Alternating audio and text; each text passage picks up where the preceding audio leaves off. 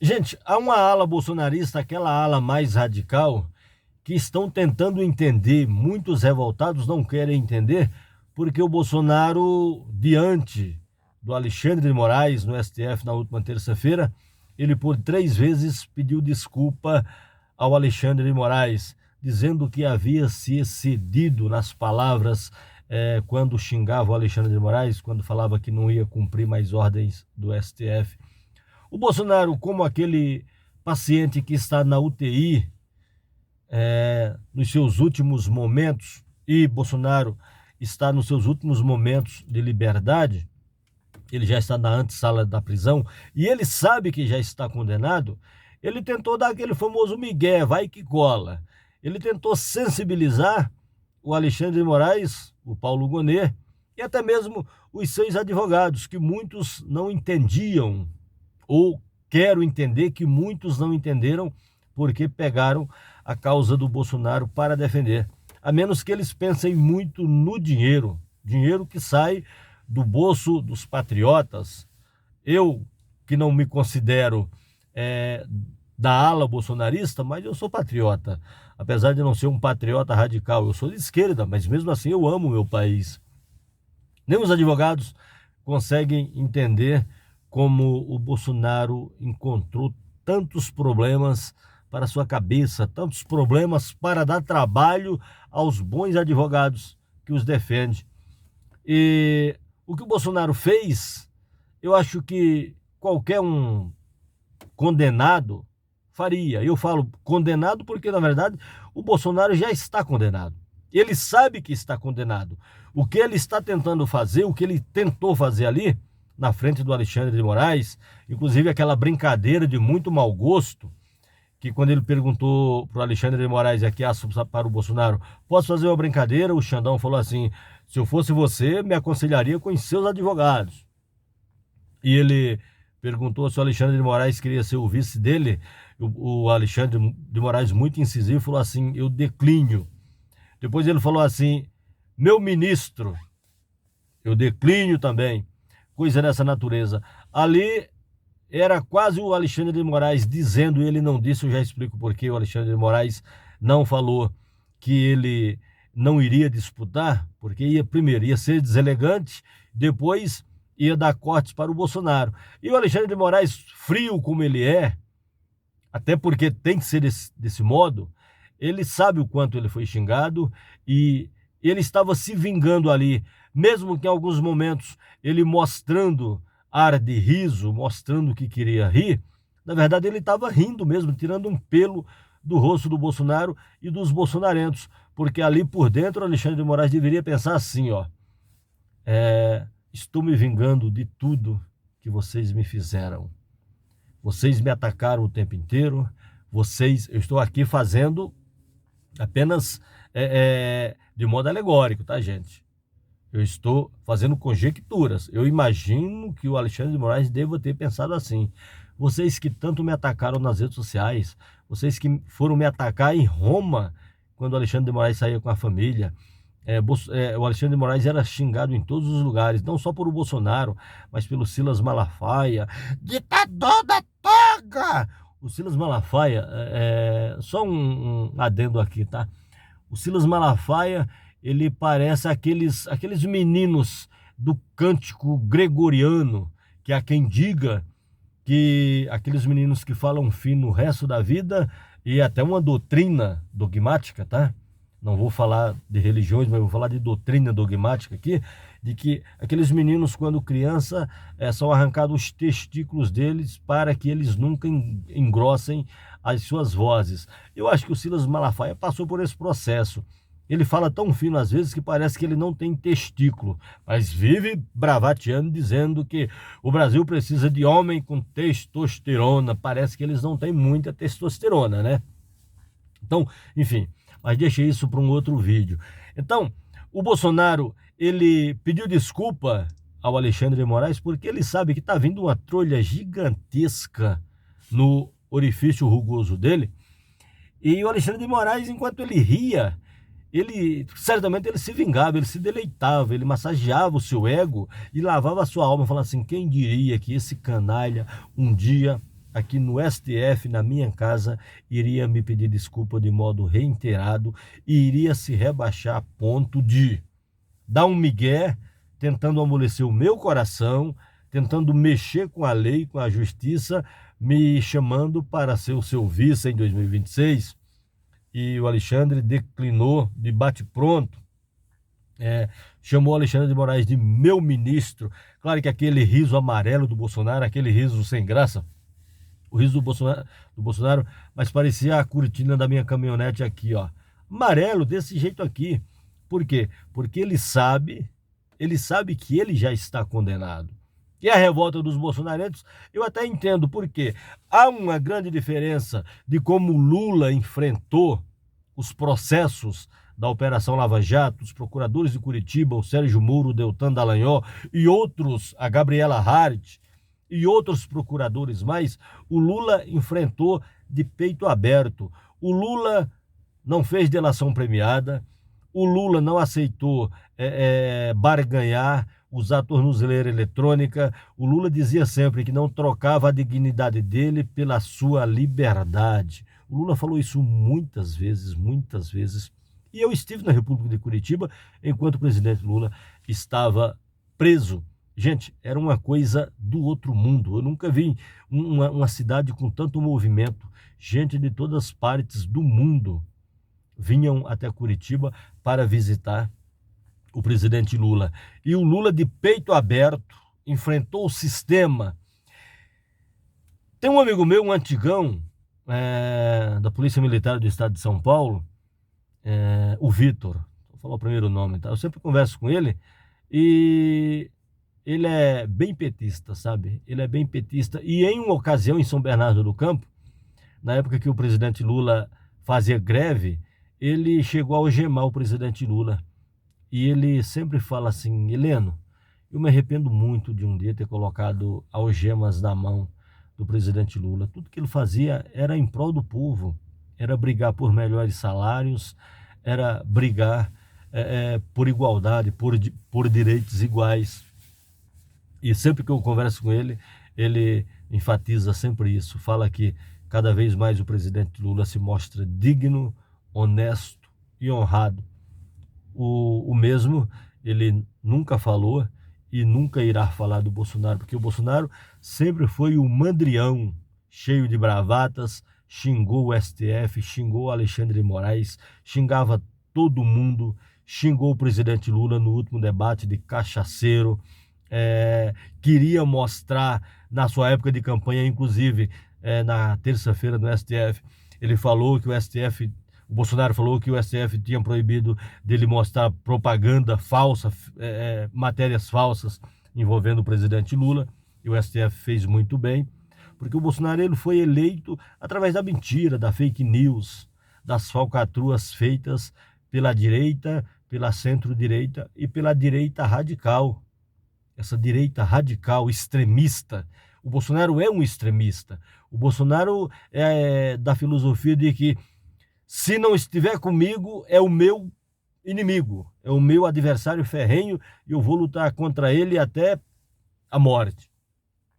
E isso, a direita bolsonarista, a radical, ela está muito acostumada com isso. Aí hoje você vê Paulo Figueiredo, você vê o Alan dos Santos, o próprio Dudu Bananinha, que está pregando golpe de Estado nos Estados Unidos, um agente que está agindo contra o Brasil lá fora e irá responder por isso. Muito em breve será cassado, será julgado e certamente irá ficar inelegível também, tal qualmente o Bolsonaro já está por 8 anos. Olha o resultado da Carla Zambelli, fugitiva, já está em negociações para se entregar na Itália. Enfim, essas coisas estão acontecendo o tempo inteiro. E eles não aceitam por quê? Porque dizem que o Bolsonaro é frouxo por ter pedido desculpa ao Alexandre de Moraes. Era o mínimo que ele poderia fazer. Ele precisa não lavar a honra, porque covarde não tem honra, bandido não tem honra, ladrão como o Bolsonaro não tem honra.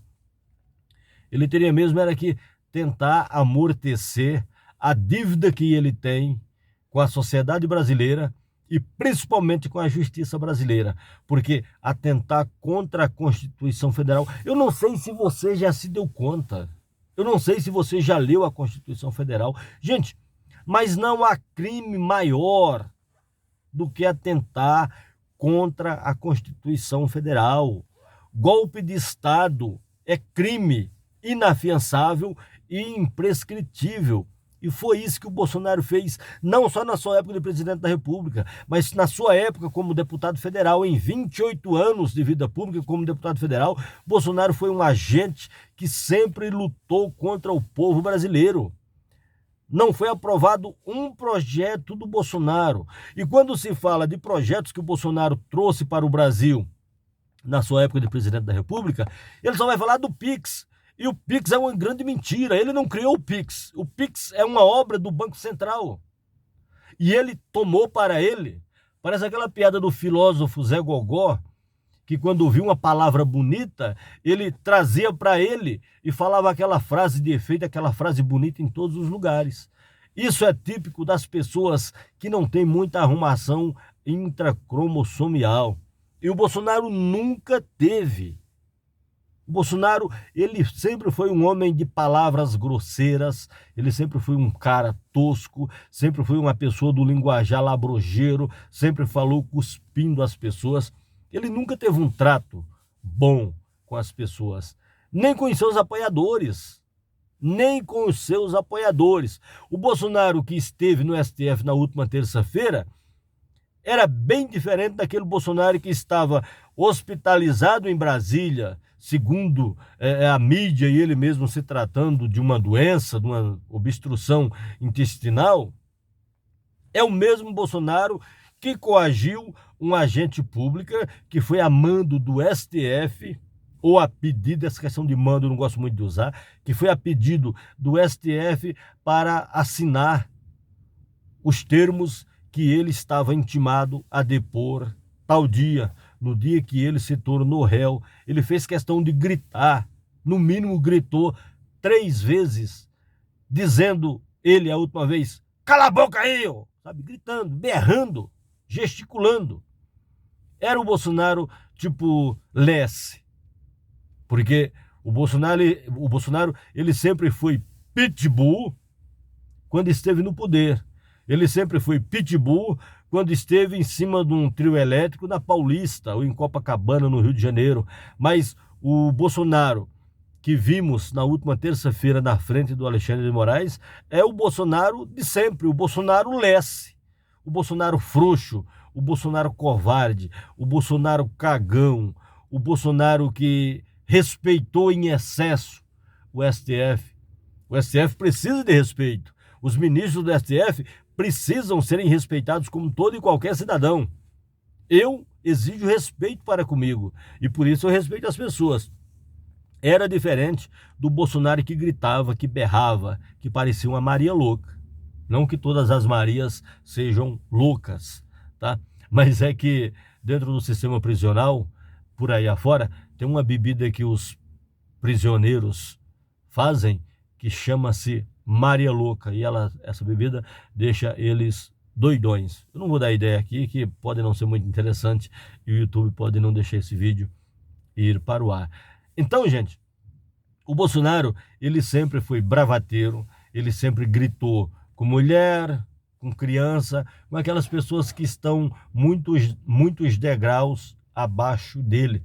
Se bem que eu não entendo essa questão de muitos degraus abaixo do Bolsonaro.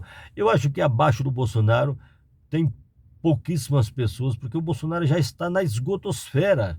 O Bolsonaro foi só aquele oportunista que achou um ponto para se lançar à presidência da República e por conta do antipetismo criado pela grande mídia, por conta da Operação Lava Jato, por conta do Sérgio Moro, que condenou o presidente Lula, Bolsonaro recebeu uma presidência da República que caiu no colo dele, e quando ele se tornou presidente da República, ele não soube o que fazer com tal cargo, com a importância que tem o cargo, com a liturgia que o cargo lhe confere, e que tem que ter um trato refinado para com a população. Ele, como chefe de Estado, é o primeiro a ser ouvido, se torna referência. Presidente da República em qualquer país que tenha democracia, sabe? O presidente é o número 1. Ele é o chefe de tudo, inclusive das Forças Armadas. E você pensa que aqueles generais que estavam lá, inquiridos também, vocês acham que eles olhavam para o Bolsonaro assim, dizendo, ai, meu capitão, como eu te amo? Não, eles odeiam, porque o ego dos militares são muito inflados, são lá em cima, e eu falo com conhecimento de causa, tá? O ego dessas pessoas é muito elevado. E eles aceitaram o Bolsonaro como presidente da República porque não tinha outro meio. Mas Bolsonaro, como capitão que era, soldado bunda suja como ele foi, ou seja, que os generais, que os coronéis iriam num ambiente de tempo e temperatura normal, você acha que aquelas pessoas iriam bater continência para o Bolsonaro? Nunca, nunca. É que como ele se tornou o chefe maior da nação, as pessoas tinham que engolir, aqui parafraseando o já em saudosa memória, Jorge Mário Lobo Zagallo, falecido Zagallo, quando disse, como treinador da seleção brasileira, vocês vão ter que me engolir. Essas pessoas tiveram que engolir o Bolsonaro, porque ele era o chefe maior da nação, inclusive das Forças Armadas. Mas agora não. Agora o Bolsonaro é um cidadão comum. O Bolsonaro é um réu comum. O Bolsonaro vai para uma prisão comum. Ele não vai para uma prisão comum porque já deve ter alguém fazendo um puxadinho para que o Bolsonaro vá para uma prisão militar, onde ele possa ficar numa cela pelo menos de 8x8, de 6x6, sabe? De 10x10, sabe?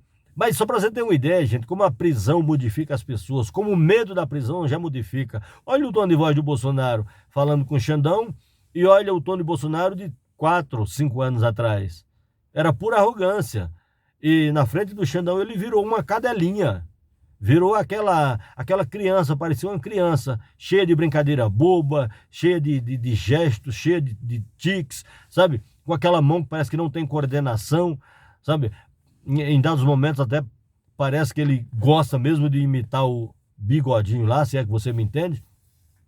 É muito diferente, gente. Olha só, eu não sei se vocês viram, mas eu super indico aqui no Brasil de Plantão, eu super indico a vocês verem o depoimento do Walter Braga Neto em menos de 6 meses preso. Olha a deformidade física que o general Walter Braga Neto já está. Ele está assim, com o rosto escaveirado. A prisão modifica as pessoas. A prisão muda as pessoas. Olha Roberto Jefferson, como era, e anos depois de ser preso, como ele apareceu. Olha o Daniel Silveira. Então, gente, nada hoje está assustando mais o Bolsonaro do que a ideia de que ele vai para a cadeia. Ele foi para Brasília para ser inquirido, já sabendo, como eu já sei, que o Bolsonaro já está condenado. Lá quando ele bravateou, quando ele brincou, até brincadeira de muito mau gosto com o Xandão, ele só tentou amortecer ou amenizar a sua pena. Mas ninguém tira do Bolsonaro menos, grave isso aí, tá? De 28 anos de prisão. Aí por bom comportamento, que isso ele não tem, mas na cadeia certamente ele irá ter que ter um bom comportamento. Ter que ter é bom, né? Um bom comportamento. 1/3 da pena, ele ficará 6 anos, 7 anos recluso. O suficiente para modificá-lo. E essa questão de que, mas eu já tenho 70 anos, como ele abordou lá em um momento, mas eu já tenho 70 anos, eu não vou dar conta de ficar na prisão. O Lula tinha mais de 70 quando foi preso injustamente. Então, sem essa de coitadismo, você fez, você tem que pagar. Se você pede chuva, você tem que aceitar a lama. Se você planta vento, pode ter certeza, a tempestade vem. É a chamada lei de causa e efeito, a chamada lei do retorno. Se eu vibro numa energia, numa frequência boa, o universo me manda mais daquilo que eu estou vibrando. Se eu vibro na escassez, no choro, também o universo me manda igual. Pessoas morreram na época da pandemia, o Bolsonaro ria. Pessoas se afogavam por falta de ar, Bolsonaro imitava ou parafraseava essas pessoas se afogando no seco. Gente, isso não tem perdão. Eu sou Heleno Coleto e você está no Brasil de plantão. Gente, muito em breve, num outro canal que eu tenho, onde eu falo de lei da atração, eu vou trazer outros tópicos lá muito relevantes. Vou falar de terapia TRG, da qual eu sou formado. Vou falar de física quântica, de epigenética, de lei da atração, inclusive de lei do retorno. Se inscreve no canal, estamos chegando aos 35 mil inscritos. Grande abraço e a gente volta. Sem anistia, lembre-se bem.